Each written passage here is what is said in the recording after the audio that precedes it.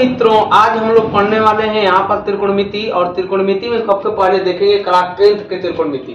और class 10th के त्रिकोणमिति हम इसमें सबसे पहले शुरुआत से यहाँ पर बात करेंगे। जो भी एक एक डाउट होगा उसको क्लियर करते हुए हम लोग चलेंगे।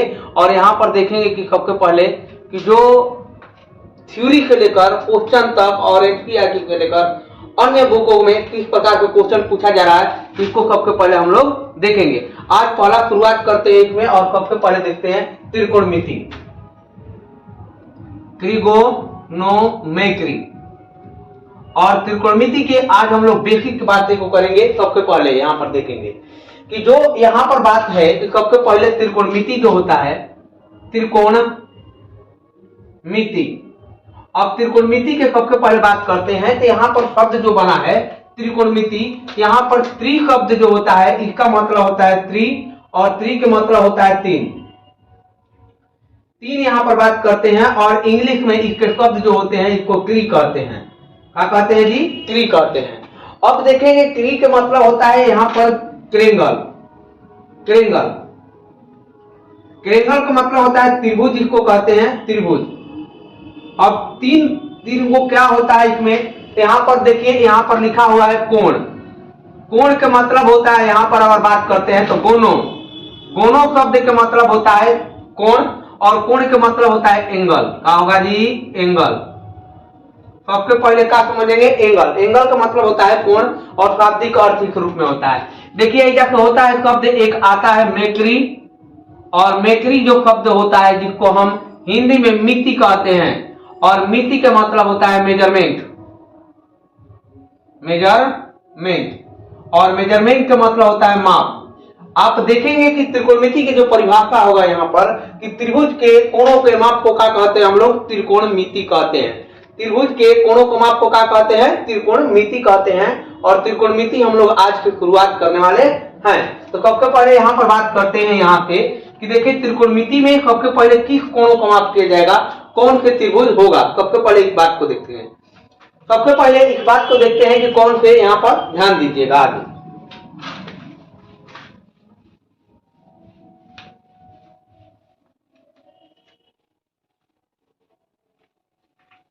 सबसे पहले आगे देखें कि जब त्रिकोणमिति है तो त्रिकोणमिति में किस त्रिभुज के माप करते हैं। यहाँ पर देखें कि सबसे पहले यहाँ पर जो शब्द आया है त्रिगोनोमेट्री, और त्रिकोणमिति जो शब्द आया है त्रिकोणमिति, त्रिकोणमिति।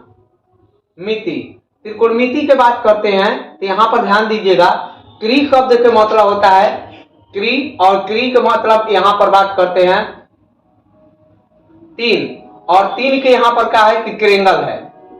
ट्रेंगल ट्रेंगल का मतलब होता है त्रिभुज, और त्रिभुज के माप करते यहाँ पर माप करते हैं। यहाँ पर देखेंगे, ध्यान देंगे कि गोनोमेट्री एक शब्द आया है, गोनोमेट्री। और गोनोमेट्री में जो बात शब्द होती है इसका शाब्दिक अर्थ जियोमेट्री होता है। जियोमेट्री सबसे पहले बात की समझिए। जियोमेट्री का मतलब होता है ज्यामितीय।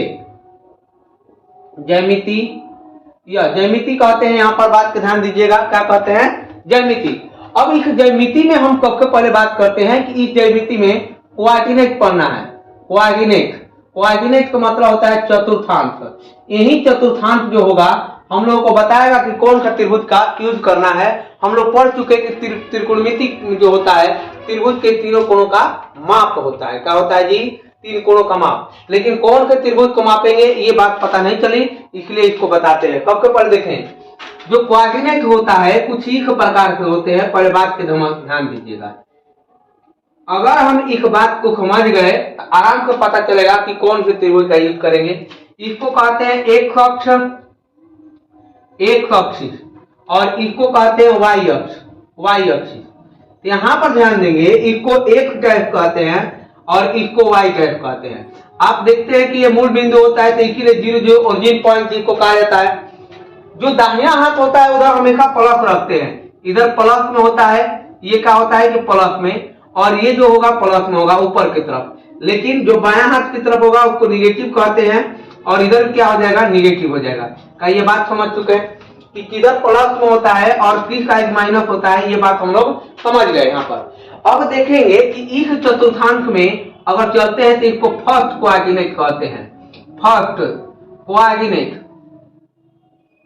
कोऑर्डिनेट फर्स्ट, इसको प्रथम चतुर्थांश कहते हैं। प्रथम चतुर्थांश। तो एक बात ध्यान देंगे, प्रथम चतुर्थांश जब कहेंगे तो एक वाले में अगर कोई भी त्रिभुज बनाए तो ये पहला कोण कितना डिग्री का बनेगा? 90। अजीक त्रिभुज के एक कोण, एक अगर 90 का हो जाए तो उसको कहते हैं समकोण त्रिभुज, अर्थात तो समकोण कहेंगे कौन का? समकोण। और समकोण का मतलब है right, right angle, angle triangle.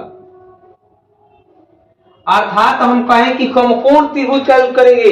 देखेंगे कि यहां पर बात करते हैं, अगर एक वाले चतुर्थांश में चलते हैं हम, एक वाले कोऑर्डिनेट में चलते हैं, सेकेंड कोऑर्डिनेट में चलते हैं हम, तो इसमें भी कौन से त्रिभुज बनेगा जी? समकोण त्रिभुज बनेगा। तो इसीलिए कौन से? तो कोई भी चतुर्थांश कहता है त्रिकोणमिति कि जो भी कोऑर्डिनेट होगा चतुर्थांश होगा।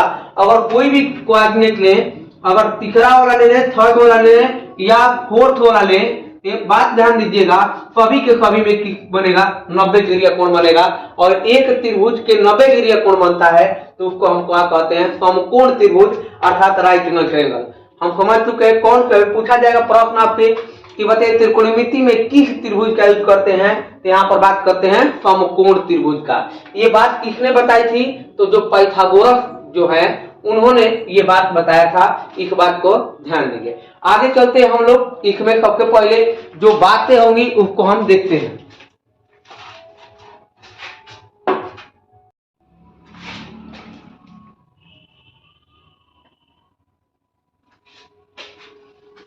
देखिए, अगर हम बात करते हैं यहाँ पर कि सबसे पहले आगे के त्रिकोणमिति में हम लोग ये देख चुके हैं कि कौन से त्रिभुज के माप किया जाएगा।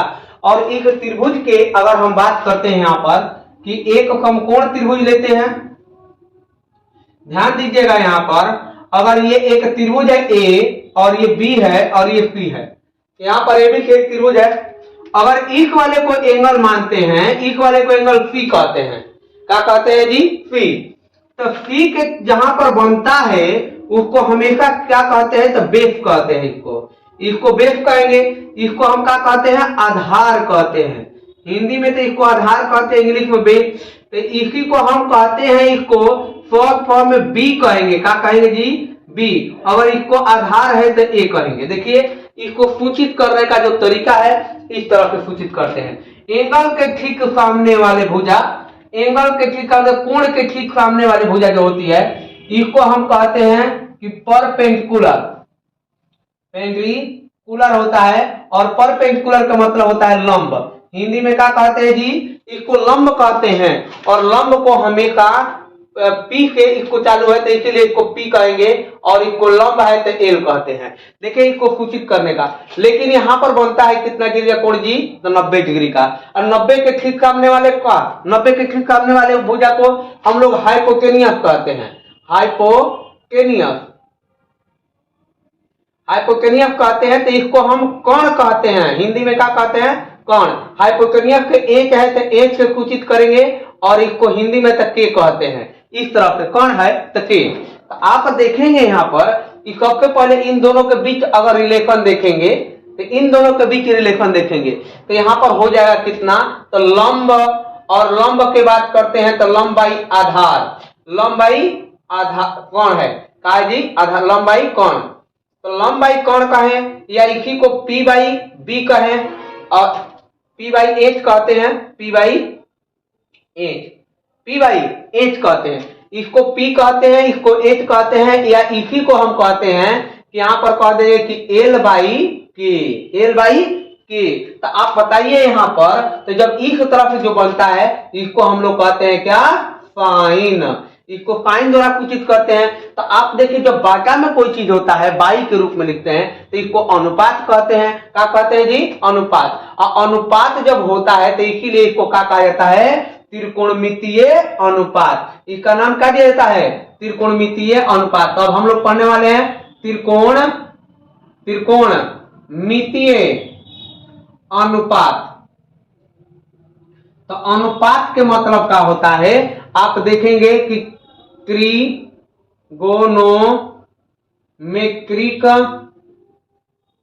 रेशियो ऑफ लिख सकते हैं, रेशियो ऑफ त्रिकोणमिति। अब बात के ध्यान दीजिएगा, इस तरफ अगर बात करते हैं तो यहाँ पर आप पहले कहेंगे कि साइन के वैल्यू जो होता है, साइन के अगर सी मानते हैं तो सी कहेंगे, एंगल सी है तो सी कहेंगे यहाँ पर। तो इसके क्या होगा जी, तो इसको लंब कहते हैं और इसको क्या कहते हैं, बाटा में कितना हो जाएगा, कौन। लंब बाई कौन क्या होता है जी, तो साइन होता है। इसी को कैसे करते हैं, तो इसको पी बाई एच कहते हैं। इसी को कोई कहता है तो एल बाई के कह देता है। इस तरह के साइन के ठीक पलट देंगे, अर्थात तो कोण जो हो जाएगा, कोण जो हो जाएगा नीचे हो जाएगा। अब नीचे है तो ऊपर हो जाएगा, क्या कहेंगे कि कोण ऊपर हो जाए और लंब नीचे हो जाए। अब की बार इस तरफ से हो जाता है, इधर से रिलेशन दिखा देते हैं इधर से। तो अब की बार इसको कहते हैं कोसेक, क्या कहते हैं, कोसेक सी, क्या कहते हैं जी, कोसेक सी। इसी को कहते हैं एच बाई पी और इसी को कहते हैं के बाई एल ना कह देंगे। तो ये दोनों एक दूसरे के क्या होगा, विपरीत, ये इसके विपरीत होगा, ये इसके विपरीत होगा। अब देखें आगे, अगर हम बात करते हैं इन दोनों में रिलेशन देखें, इन दोनों में रिलेशन देखते हैं, तो अब की बार लंब जो होगा, लंब ऊपर हो जाए और यहाँ पर आधार नीचे हो जाए, लंब ऊपर हो जाए और आधार नीचे हो जाए, या इसी को पी कहते हैं, इसी को बी कहते हैं। इसको कहते हैं हम जैसे लंब को एल कहते हैं, आधार को ए कहते हैं। तो यहाँ पर जो हो जाता है क्या होता है, तो कैन होता है, क्या होता है जी, कैन सी, क्या हो जाएगा, कैन सी। जो एंगल यहाँ पर रहेगा उसी को अगर थीटा मानेंगे तो थीटा, अल्फा मानेंगे तो अल्फा, बीटा मानेंगे तो बीटा हो जाएगा। तो आपको बात समझ में आ रही है जब तक। अब देखेंगे ही जाके आगे कि अगर कभी आधार ऊपर हो जाए, क्या हो जाए, आधार ऊपर, लेकिन लंब नीचे हो जाए, क्या हो जाए, लंब नीचे, सीधे बदल जा रहा है, ऊपर वाला नीचे, नीचे वाला ऊपर, नीचे वाला ऊपर, ऊपर वाला नीचे कर देंगे तो इस तरफ क्या हो जाएगा, कॉट हो जाएगा। तो एक बात बताइए, कैन वाला, कैन कॉट के विपरीत, कॉट कैन के विपरीत, कैन कॉट के विपरीत, कॉट कैन के विपरीत हो जाएगा। इसी प्रकार से अगर हम और देखें एक और रिलेशन, अगर ये रिलेशन बाकी है कि ना अभी, ये होगा तो जब यहाँ पर आधार ऊपर हो गया, है क्या हो जाएगा, आधार ऊपर, तो आधार ऊपर लिखेंगे, आधार बाई कौन, आधार बाई कौन क्या कहलाता है, आधार बाई कौन कहलाता है, कॉस, क्या कहलाएगा जी, कॉस कहलाएगा। आधार बाई कौन जो होता है कॉस होता है। और इसी को आधार को हम क्या कहते हैं, आधार को क्या कहते हैं, आधार को कहते हैं बी, कौन को एच कहते हैं। इसी को आधार को ए कहें चाहे के कहें, बात एक ही है। इस तरह हम कर देंगे और इसके ठीक विपरीत कौन ऊपर हो जाएगा और नीचे हो जाएगा आधार, इस तरह हो जाए तब क्या होगा, तो इसको हम कहते हैं सेक सी, अर्थात सेक सी हो जाएगा। ये एक दूसरे का विपरीत हो जाएगा, ये दोनों विपरीत। इस तरह से आप समझ चुके होंगे कि कौगो रिलेशन, दो गो इसके साथ है और दो गो इसके साथ और दो गो इसके साथ, तो कौगो रिलेशन 6 गो। इसी को कहते हैं त्रिकोणमितीय अनुपात। आप समझ गए, एक बार इसको वाक्य में रखना है, एक बार इसको वाक्य में। एजा देखेंगे कोण ऊपर लंब नीचे, कोण ऊपर लंब नीचे, इस तरह के कोण जैसे ऊपर नीचे हो जाएगा। तो यहाँ पर साइन और कॉसेक हो जाए, एक दूसरे के विपरीत कहते हैं। चलिए यहाँ पर एक बार स्क्रीन कर लीजिए, आगे बढ़ते हैं हम यहाँ से। तो आगे होगा कौन, तो पाइथागोरस,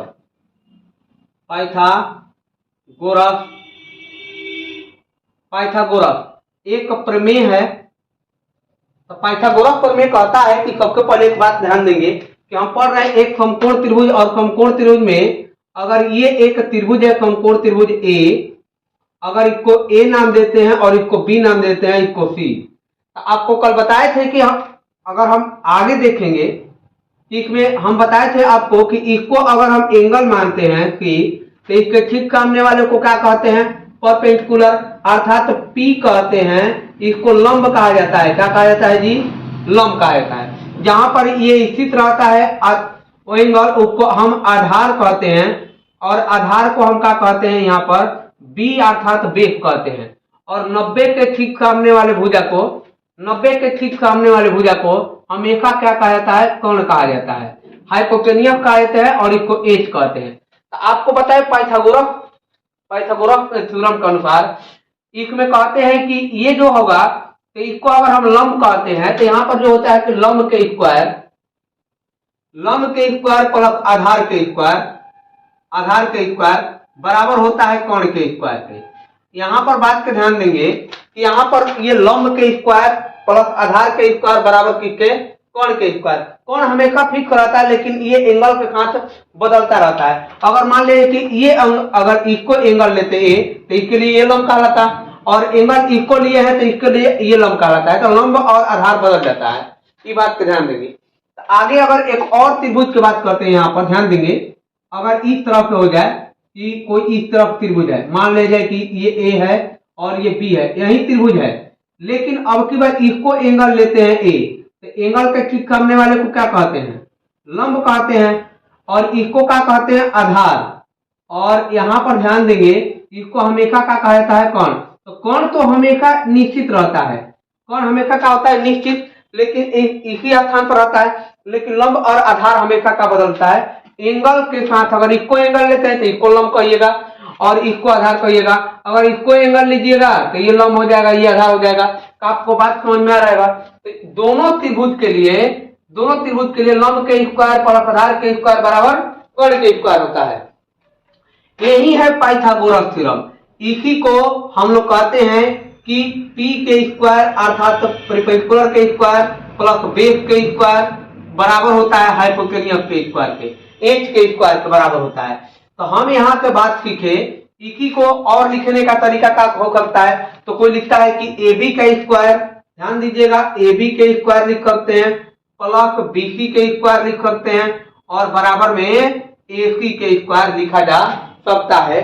ये बात ध्यान देंगे। अब देखिए, जब कोई भी दो को भुजा दिया रहे, मान ले कि ये भुजा और ये भुजा दिया रहेगा, तो ये निकाल सकते हैं हम। कैसे निकालेंगे आपको बताएं।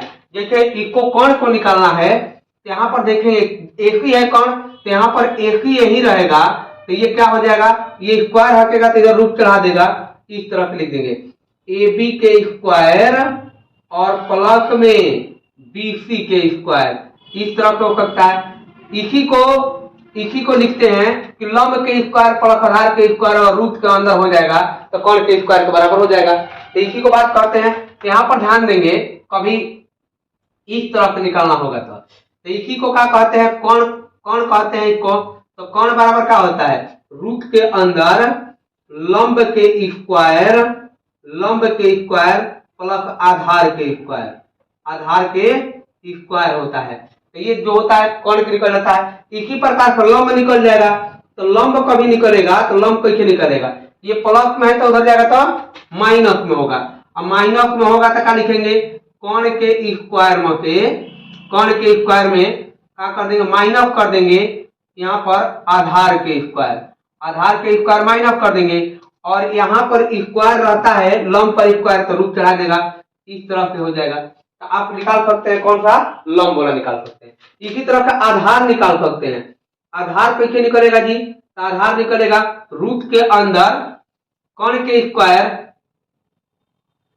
स्क्वायर माइनस लंब के स्क्वायर, कर्ण के स्क्वायर माइनस लंब के स्क्वायर जो होता है वो आपका निकल जाएगा। तो कर्ण निकालना होगा तो ये लगाएंगे, लंब निकालना होगा तो इसको लगा देंगे, आधार निकालना होगा तो इसको लगा देंगे।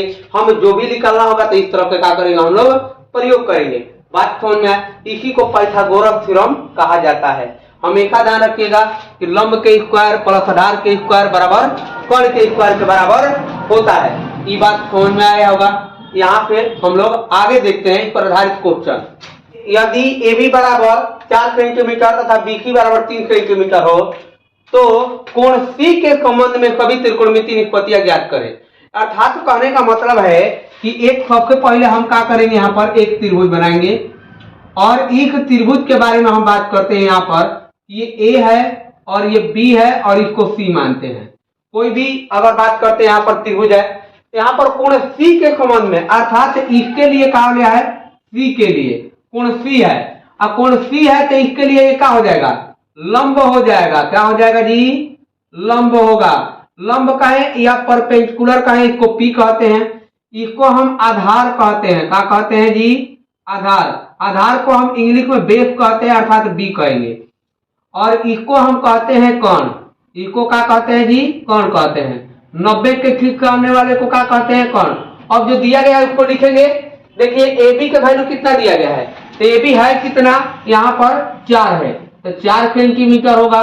लंब का वैल्यू कितना हो गया, 4 सेंटीमीटर।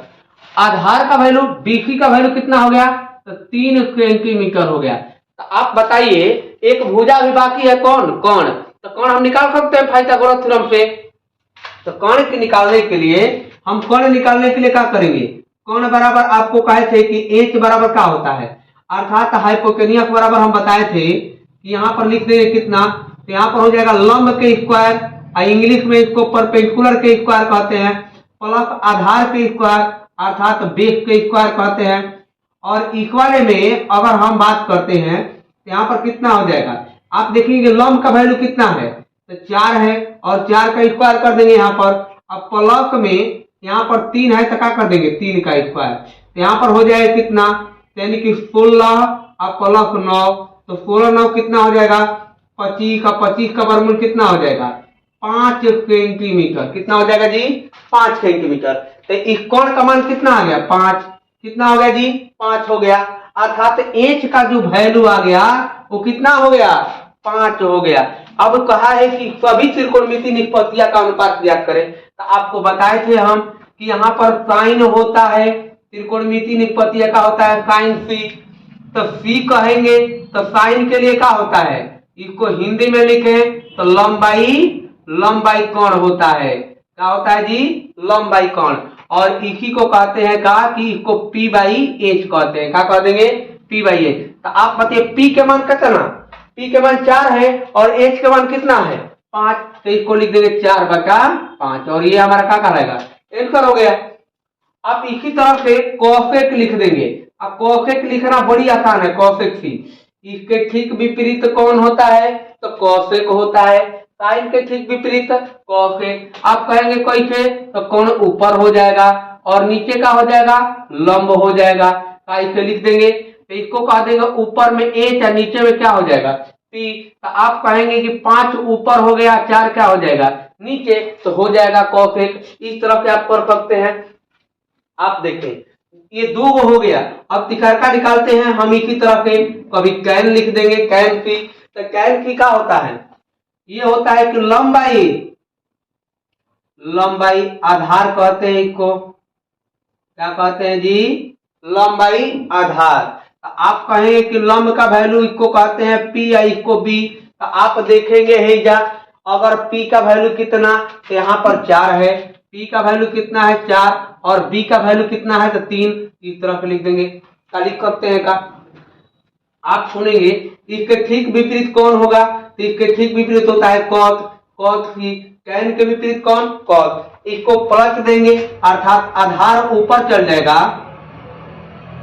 और यहाँ पर लंब का हो जाएगा नीचे, लंब हो जाएगा नीचे। तो इसको बी बाई पी कहते हैं। तो यहाँ पर देखिए 3 बाई कितना हो जाएगा, 4।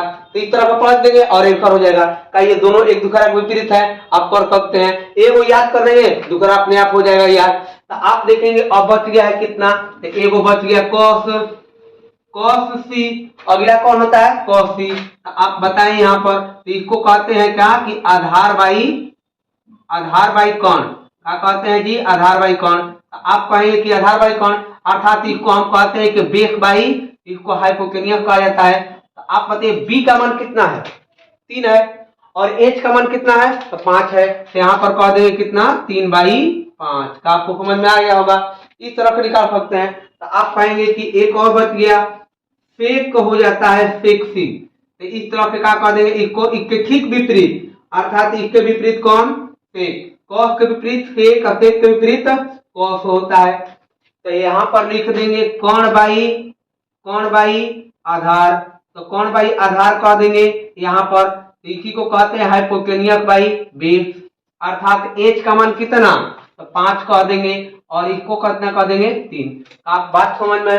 तो कुल मिलाकर त्रिकोणमिति निष्पत्तियां कितना होता है, तो 6 गो होता है, और 6 का मान इस तरह से निकाला जा सकता है। आपको समझ में आया होगा, और समझ में आया होगा तो यहाँ पर ध्यान देंगे। आगे बढ़ते हैं हम, ठीक है, और आगे क्वेश्चन एक और लेकर दिखाते हैं। यहाँ पर बात करते हैं 2 नंबर क्वेश्चन है ये। और 2 नंबर क्वेश्चन में कहा है कि tan 5/12 हो तो sin a plus cos c का मान ज्ञात करें। अगर हम इस बात को समझाएं तो ध्यान दीजिएगा कि यहां पर अगर ये त्रिभुज है, अगर इसको मानते हैं a और इसको मानते हैं b और इसको मान लेते हैं c, ठीक है। एक AB की एक त्रिभुज बना लिए यहां पर। अब देखेंगे कि यहां पर कितना दिया है, तो tan दिया है और tan एंगल में कितना दिया है a, तो एंगल a के बात करता है जी, a का बात करता है, पूछा का है a में, फिर पूछ दिया किस में, c में, तो इसको हम क्या कहते हैं c। और ये कितना डिग्री है, 90 डिग्री है। यहां पर लिखेंगे इस तरह से। आप देखें कि tan a में जो वैल्यू दिया है 5/12, तो 5/12 तो सबसे पहले यहां पर बात करते हैं, इसको कहते हैं लंब, इसको क्या कहते हैं लंब, इसको कहते हैं आधार। तो आपको लंब और आधार का वैल्यू दिया है, ये अर्थात इसको परपेंडिकुलर बाटा में बेस का वैल्यू दिया है। यहाँ पर आप समझ सकते हैं दिया है, लेकिन कहीं कौन दिया है जी, नहीं। तो लंब का अगर इसको एंगल मानते हैं, ए एंगल दिया है, कितना दिया है ए, तो ए के ठीक सामने वाले को लंब कहते हैं। तो लंब का वैल्यू कितना 5। यहां पर कहते हैं आधार कितना हो गया, तो 12। लेकिन AC का वैल्यू नहीं दिया है। हम AC का वैल्यू पाइथागोरस थ्योरम से निकालेंगे। तो आपको समझ में आता है कि पाइथागोरस थ्योरम क्या होता है, यानी कि आपको बताएं कि कर्ण के स्क्वायर बराबर होता है लंब के स्क्वायर और प्लस में आधार के स्क्वायर। इस तरह से होता है का आप समझते हैं। इसी वाले को कहते हैं हाइपोटेनियस के स्क्वायर बराबर परपेंडिकुलर के स्क्वायर प्लस बेस के स्क्वायर।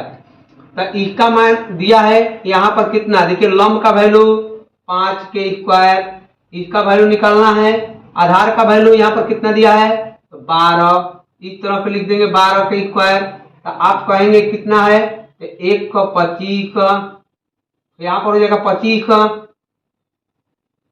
प्लस 1 का 44। यहाँ पर कितना आ जाएगा, रूट के अंदर यहाँ पर 5 4 9 और यहाँ पर कितना हो गया 6 और 1 169 हो जाएगा। और 169 के वर्गमूल कितना 13 और सेंटीमीटर। इस तरह से कर देंगे हम। तो आप देखेंगे कि ये क्या है, कब हो गया, तो कर्ण के स्क्वायर हटा इधर रूट चढ़ा दिया और यहाँ तक कर्ण के यहाँ पर था कर्ण स्क्वायर इस तरह के। तो कर्ण के स्क्वायर हटाएगा तो क्या हो जाएगा, रूट चढ़ जाएगा और 13 आ गया। कोई दिक्कत है यहाँ तक। अब देखेंगे कर्ण आ गया यहाँ तक। तो जब कर्ण आ गया तो आप ध्यान देंगे कि इसका मान कितना लिख देंगे 13। अब देखें हेजा साइन का वैल्यू निकालना है, साइन ए प्लस में कॉस सी। पहले ए के बारे में सुनेंगे, एंगल कितना दिया है ए, तो ए के ठीक सामने वाले को लंब कहते हैं। तो इसका क्या होता है लंबाई कर्ण। आप कहेंगे तो लंबाई कर्ण जो होता है, अब लंबाई कर्ण का मतलब क्या होता है, तो लंब का वैल्यू कितना दिया है, तो 5। अब कर्ण का वैल्यू कितना दिया है, तो यहाँ पर देखेंगे 13। इस तरह पे कर देंगे हम। लेकिन सी वाला के लिए एंगल सी यहाँ पर है और इसके लिए ये लंब होगा, इस एंगल के लिए ये लंब होगा, आपको बताए थे। और इस एंगल के लिए ये लंब होता है। तो सी के लिए ये लंब होता है, ये आधार हो जाएगा, ये क्या हो जाएगा कौन हो जाएगा सी के लिए।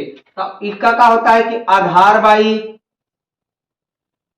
बाई कौन होता है। तो आप कहेंगे कि आधार बाई कौन, तो अब आधार कहाँ है इसमें, तो इस बात को समझाने के लिए अब भेजा है वो और त्रिभुज आपको समझा देते हैं कि अगर ये ए है, ये बी है और ये सी है और यहाँ पर 13 है और यहाँ पर 12 है और यहाँ पर 5। तो आप देखेंगे कि अगर इसको एंगल लेते हैं तो इसको क्या कहेंगे, लंब कहेंगे और ये क्या हो जाएगा आधार हो जाएगा और ये क्या हो जाएगा कर्ण हो जाएगा। जब सी लेते हैं तब के बात करते हैं। तो यहाँ पर कितना हो जाएगा, तो ये प्लस में लिखेंगे, आधार का वैल्यू 5 हो जाएगा, सी के लिए कर्ण का वैल्यू 13। तो इस तरह पे क्या कर देंगे, यहाँ पर 13 एलसीएम ले लेंगे और यहाँ पर 5 प्लस 5 तो 10 बचा में कितना हो जाएगा 13। आप समझ चुके होंगे इस तरफ हम क्या करते हैं इसमें बनाते हैं। अब यहाँ तक कोई दिक्कत है?